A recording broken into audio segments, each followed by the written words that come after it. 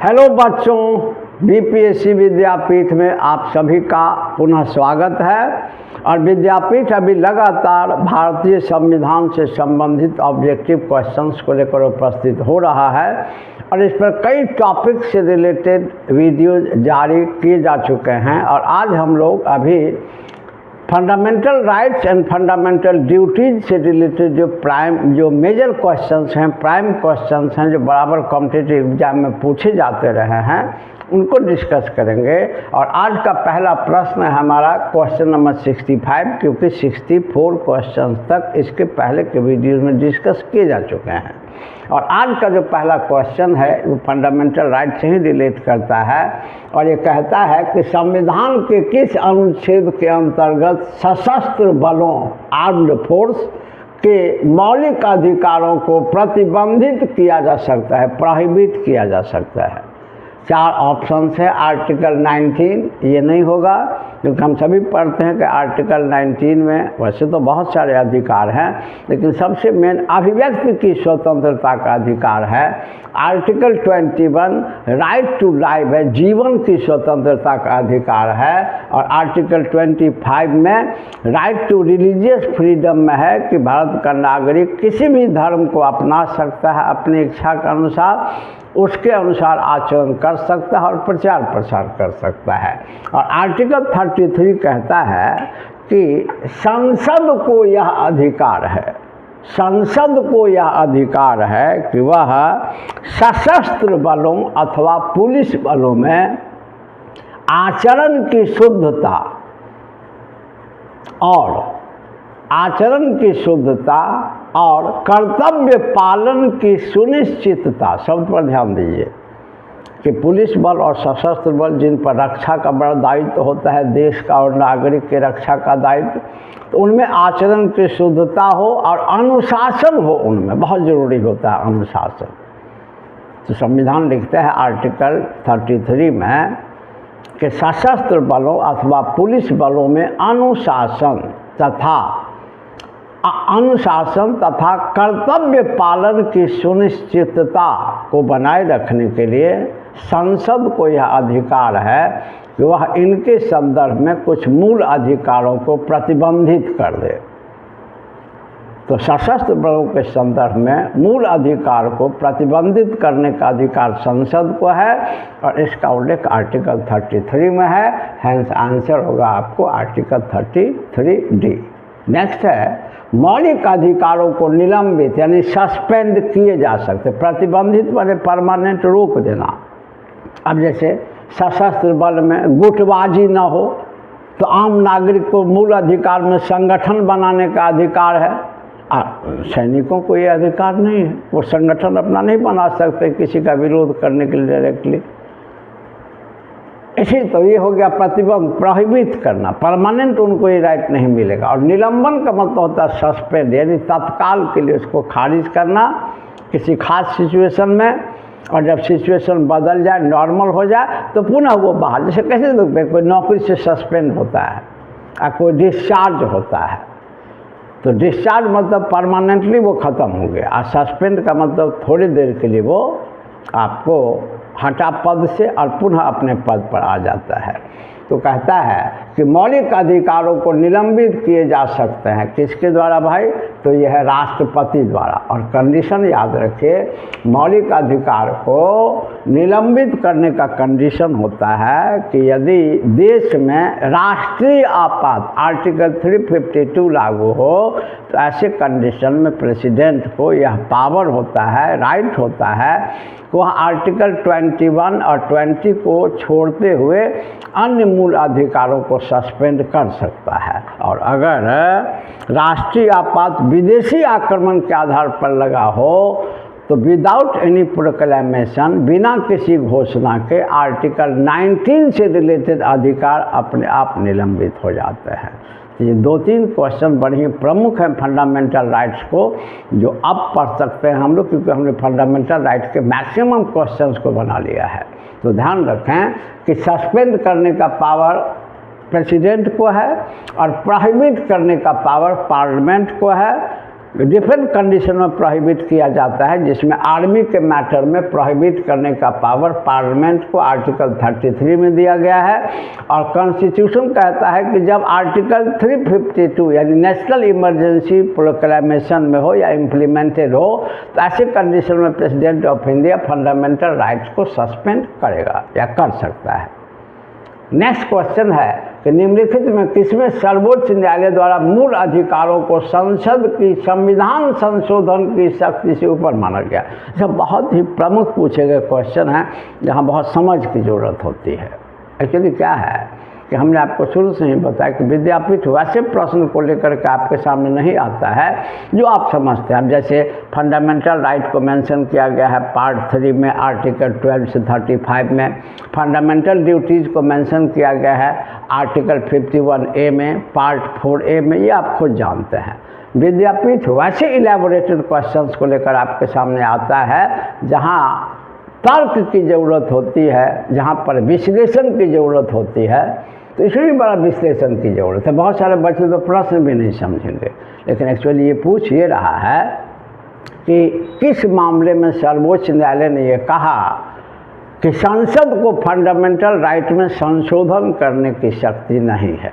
Flatley समझिए, उसी को घुमा दिया कि संसद की संविधान संशोधन की शक्ति से ऊपर है, यानी उसके संशोधन अमेंडमेंट का जो पावर है उससे बियॉन्ड है ये। मैंने उसमें अमेंडमेंट फंडामेंटल राइट में पार्लियामेंट नहीं कर सकती। किस मामले में ऐसा सुप्रीम कोर्ट ने कहा। इनफैक्ट क्या है कि संक्षेप में समझें, ये विवाद इसलिए क्रिएट होता है कि आर्टिकल 368 कहता है संविधान में संशोधन की शक्ति जो संसद को है, और संविधान का भाग है मूल अधिकार।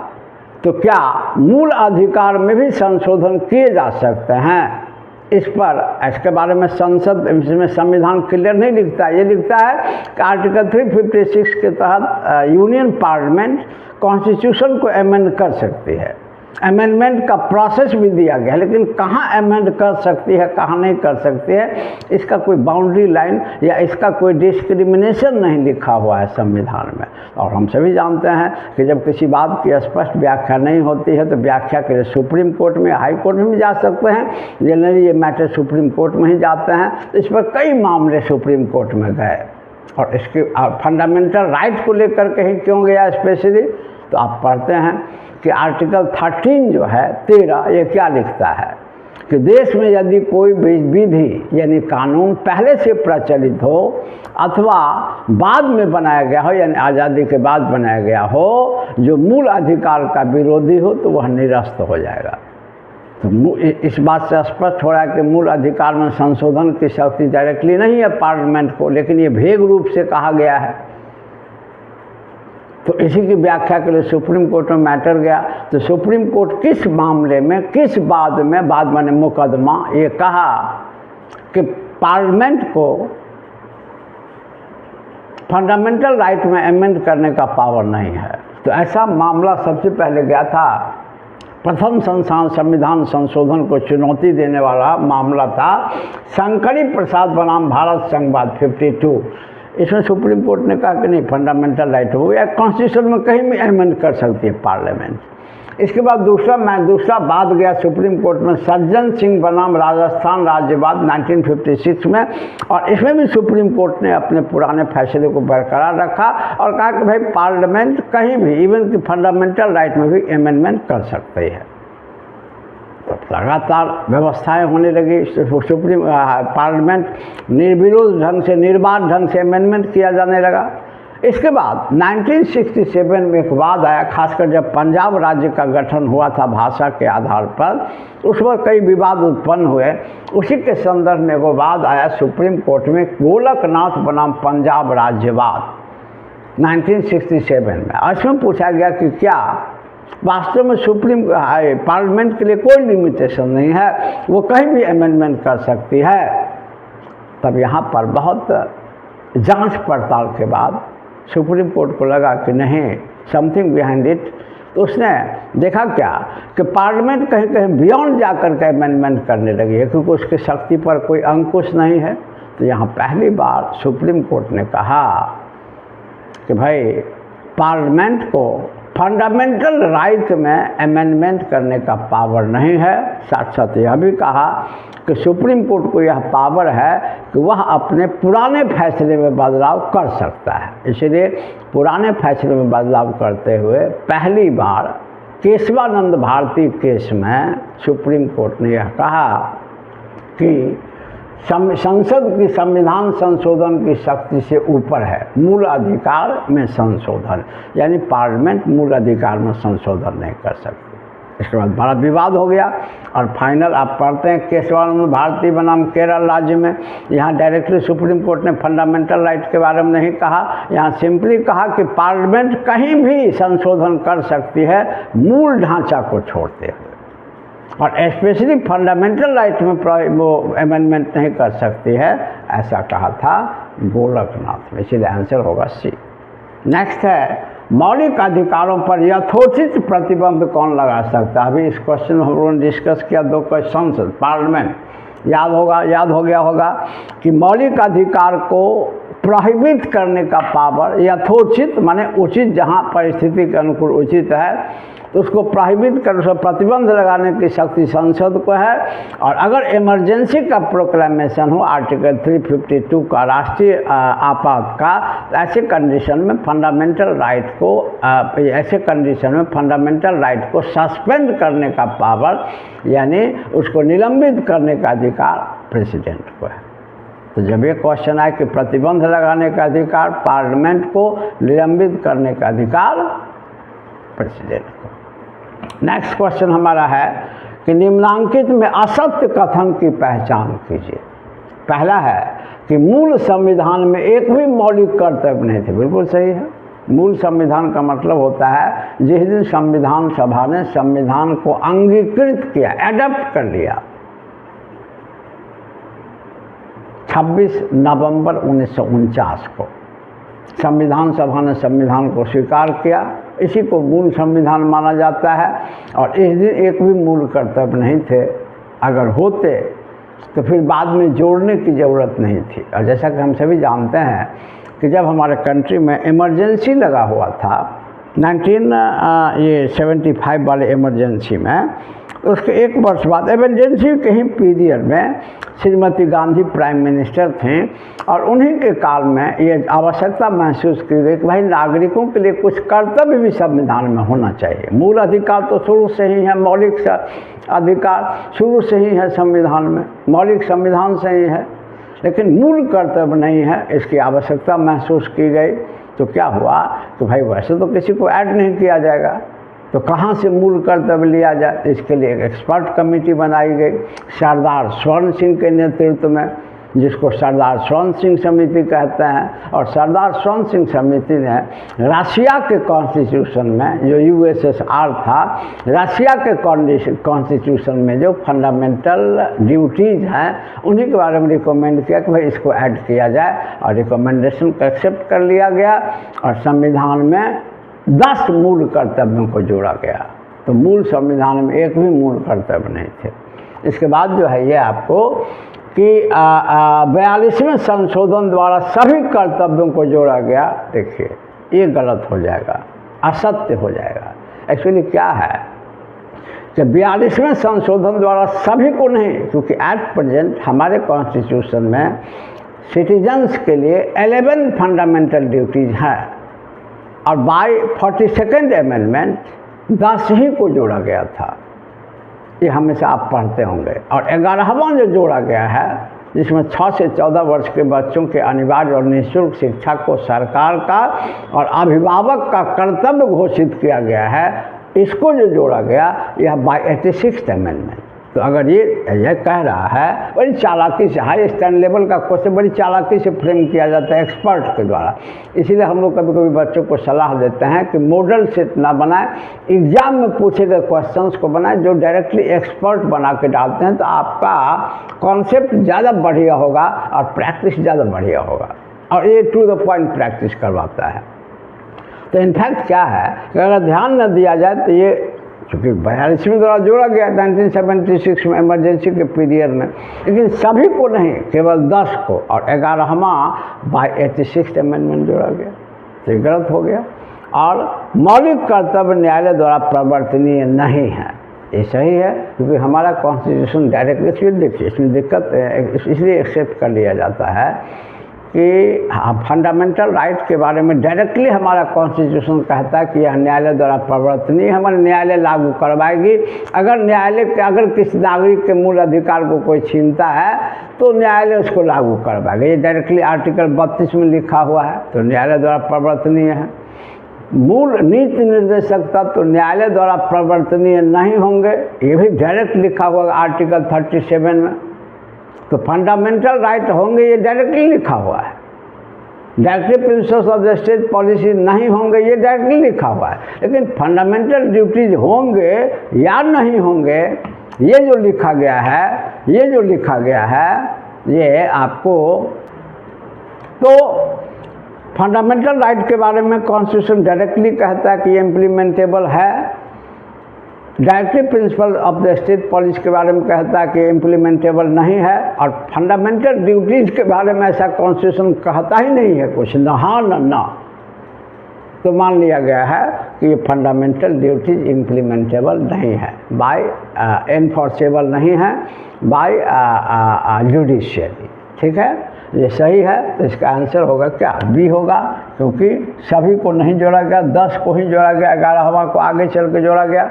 नेक्स्ट है कि मौलिक कर्तव्य के अध्याय में शामिल है। हम सभी जानते हैं कि मौलिक कर्तव्य संविधान के अध्याय 4 क में और अनुच्छेद 51 क में उल्लिखित है।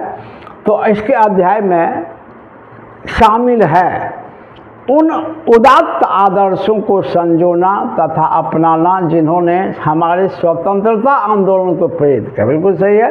एज ए होल इसका अर्थ है कि स्वतंत्रता आंदोलन के दौरान जो आदर्श स्थापित किए गए थे, जिन आदर्शों और उद्देश्यों पर स्वतंत्रता संग्राम लड़ा गया था, भारत का राष्ट्रीय आंदोलन की लड़ाई हुई थी, उसके आदर्शों को अपने मन में बनाए रखिए, क्योंकि ये भारत के लिए बहुत ही गरिमा का विषय है। और जिन आदर्शों को लेकर हमारे राष्ट्रीय नेताओं ने देश को आज़ाद कराया, उसे प्रत्येक नागरिक को सम्मान करना चाहिए और अपने हृदय में रखना चाहिए। ये कहा गया है।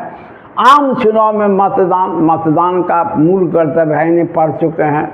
ये अधिकार है, मताधिकार, और ये विधिक अधिकार है, या नहीं तो किसी साइड से राजनीतिक अधिकार है। 2 ऑप्शंस अगर अलग अलग हों तो राजनीतिक अधिकार और मेनली विधिक अधिकार इसमें डिस्कस कर चुके हैं। ये फंडामेंटल ड्यूटी नहीं है। अपने प्रिय राजनीतिक दलों के साथ संबंध बनाने का कर्तव्य लो, ऐसा कोई मेंशन नहीं है कि नागरिक का जो प्रिय राजनीतिक दल है, माने जिसको वोट करता है, जिसके रिप्रेजेंटेटिव को, जिस पार्टी के रिप्रेजेंटेटिव को, उसके प्रति लगाओ, ऐसा कुछ कर्तव्य में नहीं कहा गया है। तो केवल इसका आंसर होगा ए। और आज का लास्ट क्वेश्चन है 71। निम्नांकित में किसका संबंध मौलिक कर्तव्य से नहीं है?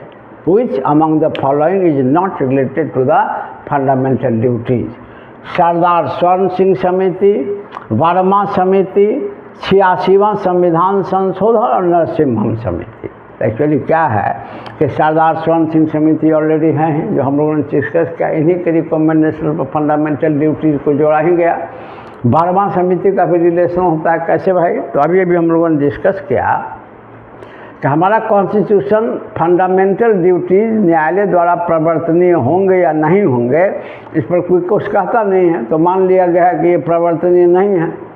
तो इसका मतलब है कि कोई फंडामेंटल ड्यूटी का, जैसे राष्ट्रीय झंडा का सम्मान कीजिए, हमारी ड्यूटी है। संविधान का सम्मान कीजिए, हमारी ड्यूटी है। राष्ट्रीय गान का सम्मान कीजिए, हमारी ड्यूटी है। राष्ट्रीय आंदोलन के आदर्श को अपने मन में बसाइए, जीवन के आचरण में उतारिए, ये हमारी फंडामेंटल ड्यूटी है। तो अगर डायरेक्टली कॉन्स्टिट्यूशन ये नहीं कहता कि फंडामेंटल राइट इन्फोर्सेबल है या नहीं है, तो मान लिया गया कि इन्फोर्सेबल नहीं है बाय जुडिशियरी। लेकिन क्या कोई राष्ट्रीय झंडा का अपमान कर सकता है? क्या कोई संविधान का अपमान कर सकता है? तो सुप्रीम कोर्ट ने एक कमेटी का गठन किया, वर्मा समिति, JS वर्मा समिति, और कहा गया कि आप सुझाव दीजिए कि क्या देश में ऐसा कोई, ठीक है कॉन्स्टिट्यूशन नहीं करता डायरेक्टली, लेकिन क्या अगर कोई झंडा का अपमान करे तो उसके विरुद्ध कोई कानून है कि नहीं कानून है? तो जे.एस. वर्मा ने बहुत सारे रिसर्च के बाद बताया कि डायरेक्टली फंडामेंटल ड्यूटीज़ के तहत ये बात नहीं कही गई है, लेकिन देश में अलग से कानून बनाए गए हैं पार्लियामेंट द्वारा, जिसमें राष्ट्रीय झंडा, राष्ट्रगान, यानी फंडामेंटल ड्यूटीज़ को से रिलेटेड अगर किसी चीज़ को कोई डिसओबे करता है या उसका अपमान करता है या उसका ठीक से अनुपालन नहीं करता है तो दंडित किया जा सकता है, बाय कॉन्स्टिट्यूशन नहीं, बाय पार्लियामेंट्री लॉ। तो जे.एस. वर्मा कमेटी इसी के लिए गठित किया गया था, ये भी रिलेट कर गया। 86वां संशोधन द्वारा 11वां कर्तव्य को जोड़ा गया। और नरसिम्हम समिति का यहाँ से कोई मतलब नहीं है। आप सभी को याद होगा कि इंडिया में बैंकिंग स्ट्रक्चर में रिफॉर्म के लिए, बैंकिंग संरचना में सुधार के लिए एक बड़ी कमेटी का गठन किया गया था, जिसको कहते हैं नरसिम्हम समिति, जो काफ़ी पूछे जाते हैं। तो इसका आंसर होगा बच्चा लोग डी। तो अभी हम लोगों ने fundamental rights and fundamental duty से रिलेटेड बहुत ही तार्किक प्रश्न को डिस्कस किया। मेरा विश्वास है कि आपको समझ में आया होगा। और अगर विद्यापीठ का कंटेंट अच्छा लगता हो तो आप चैनल को सब्सक्राइब करें, वीडियो को लाइक और शेयर करें, और फिर इसी प्रकार के कंटेंट को लेकर विद्यापीठ पुनः उपस्थित होगा। तब तक के लिए धन्यवाद।